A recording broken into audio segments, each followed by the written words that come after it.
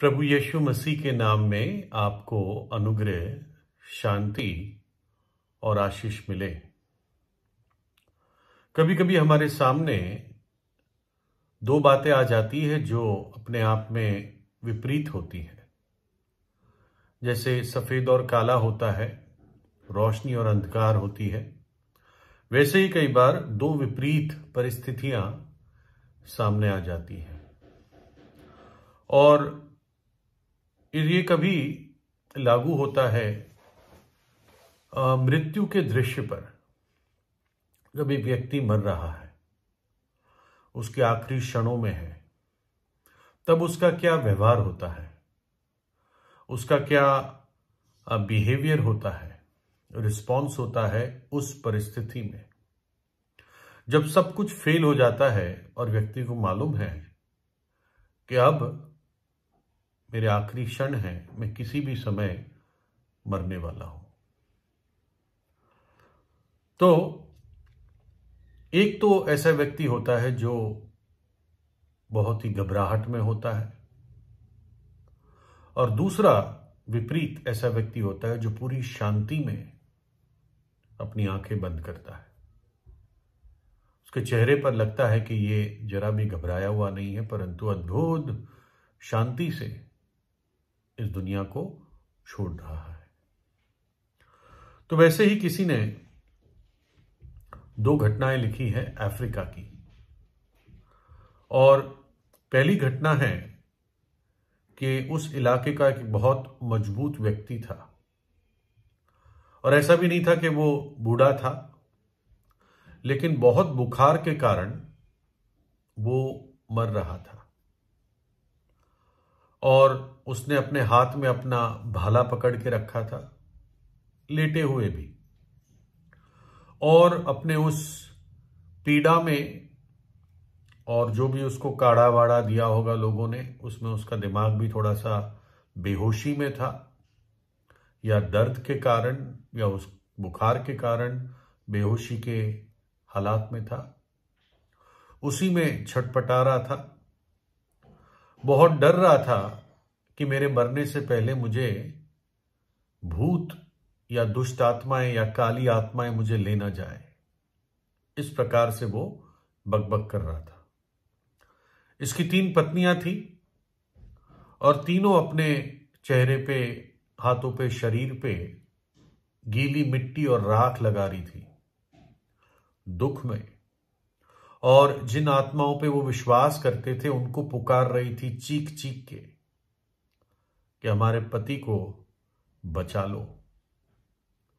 मृत्यु के भय से वो तीनों चीख रही थी, और बहुत ही दुखी दृश्य था जिस व्यक्ति ने इसको देखा।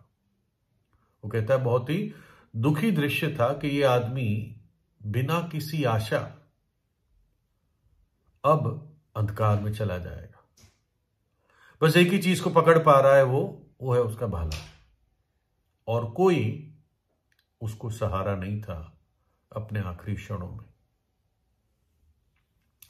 अब जो विपरीत तस्वीर, यहां पर एक व्यक्ति था जिसका नाम था न्यो नोटोटो। न्यो नोटोटो। और ये अपने ही लोगों के बीच में परमेश्वर का दास था, परमेश्वर का भय मानता था, और इसका जीवन कई लोगों के लिए, सैकड़ों लोगों के लिए एक उदाहरण था, एक अच्छा उदाहरण था, और बहुत लोगों को इसने प्रेरणा दी थी।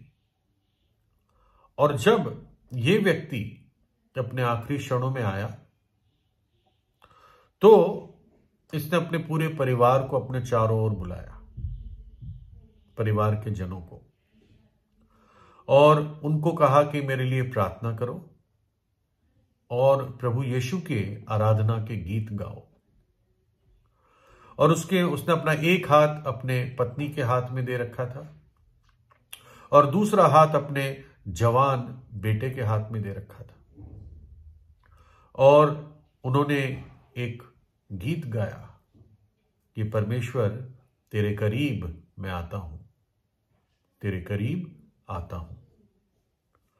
और जब ये गीत खत्म हो रहा था तब उसने अपनी आंखें बंद की और जो उनकी लोकल भाषा थी जिसको बूलू कहते थे, उस बूलू भाषा में वो बोला, अम्बोलो येसु जाम्बे अम्बोलो, अम्बोलो येसु जाम्बे अम्बोलो, जिसका अर्थ है good morning Jesus master, good morning. प्रभु यीशु को वो मानो वो विश कर रहा है कि प्रभु अब मेरे लिए सुबह हुई है, मैं तेरी उपस्थिति में प्रवेश करने वाला हूं। और ये इस व्यक्ति का अंत था।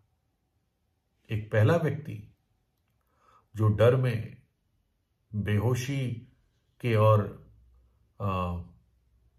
ऐसे हालत में, चीखों के बीच में, निराशा में, अंधकार में चला गया, और एक दूसरा व्यक्ति बड़े शांति के साथ, आनंद के साथ प्रभु की उपस्थिति में चला गया।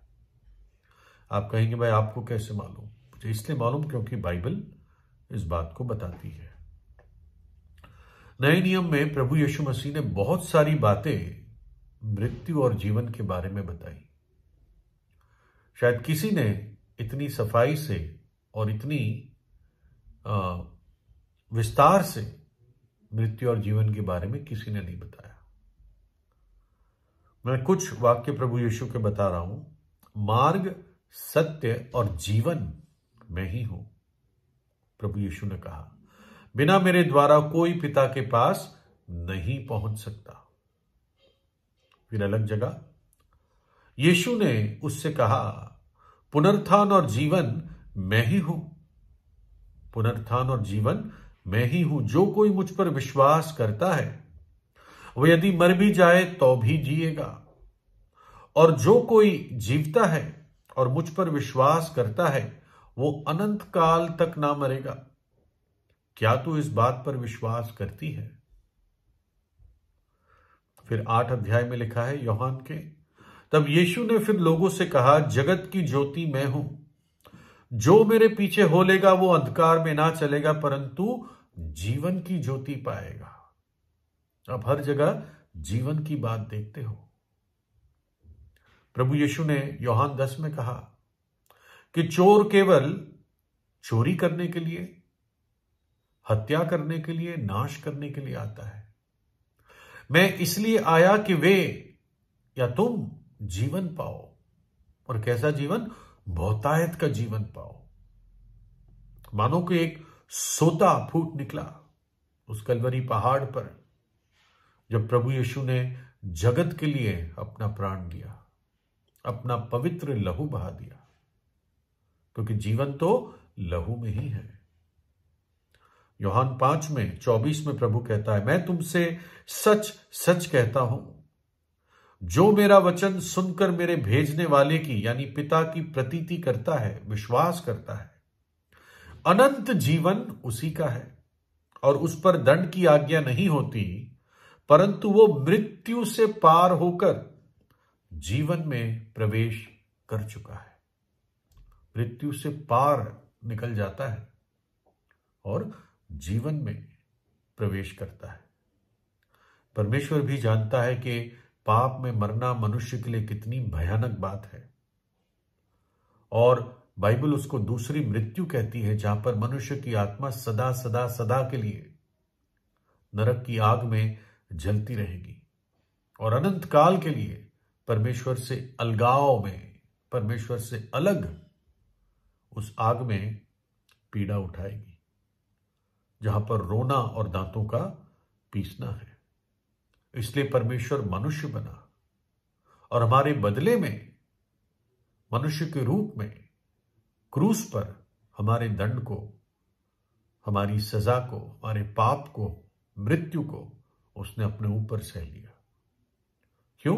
क्योंकि वो मनुष्य से प्रेम करता है, मुझसे और आपसे प्रेम करता है और नहीं चाहता है कि हम नाश हो जाए। कलवरी के क्रूस पर हमारे पापों के लिए उसने अपना बलिदान दिया और अपना पवित्र खून हमारे पापों के प्रायश्चित के लिए बहा दिया। और जब एक ऐसा पापी जो पश्चाताप करके प्रभु यीशु पर विश्वास करता है और इस धरती को छोड़ता है, अपनी आंखें बंद करता है, तो प्रभु यीशु मसीह की अद्भुत शांति और महिमा में वो प्रवेश करता है। आंखों ने देखा नहीं है, कानों ने सुना नहीं है, मनुष्य के चित्त में नहीं चढ़ा क्या कुछ परमेश्वर ने उनके लिए तैयार करके रखा है जो उससे प्रेम रखते हैं। जब प्रभु यीशु मसीह क्रूस पर जाने वाला था, उससे कुछ समय पहले अपने चेलों को क्या कहता है? तुम्हारा मन व्याकुल ना हो, तुम परमेश्वर पर विश्वास रखते हो, मुझ पर भी विश्वास रखो। मेरे पिता के घर में बहुत से रहने के स्थान हैं, यदि ना होते तो मैं तुमसे कह देता, क्योंकि मैं तुम्हारे लिए जगह तैयार करने जाता हूं। और यदि मैं जाकर तुम्हारे लिए जगह तैयार करूं तो फिर आकर तुम्हें अपने यहां ले जाऊंगा, कि जहां मैं रहूं वहां तुम भी रहो। प्रभु यीशु वापस आता है अपने लोगों को लेने के लिए और इस संसार के लिए एक न्यायी के रूप में लौट के आ रहा है। भयंकर प्रकोप, भयंकर समय इस संसार पर आने वाला है। लोग कहते हैं ना, पाप का घड़ा भर जाता है, पाप का घड़ा भर जाता है। अभी तक वो समय लोगों ने देखा नहीं है जब परमेश्वर अपना क्रोध इस पृथ्वी पर उंडेलेगा। प्रकाशित वाक्य, जो आप बाइबल की आखिरी पुस्तक है, आप पढ़ेंगे तब आपको पता चलेगा कैसे भयानक समय इस पृथ्वी पर आने वाले हैं। विशेषकर 7 साल, जिसको बाइबल कहती है महाक्लेश का समय। इसलिए और कोई चारा नहीं है, आने वाले प्रकोप से भागो। प्रभु यीशु वो शरण स्थान है जहां पर पापी शरण ले सकता है, क्षमा पा सकता है, अनंत जीवन और उद्धार पाता है। तो प्रभु यीशु से प्रार्थना कीजिए। प्रभु यीशु आपको आशीष दे।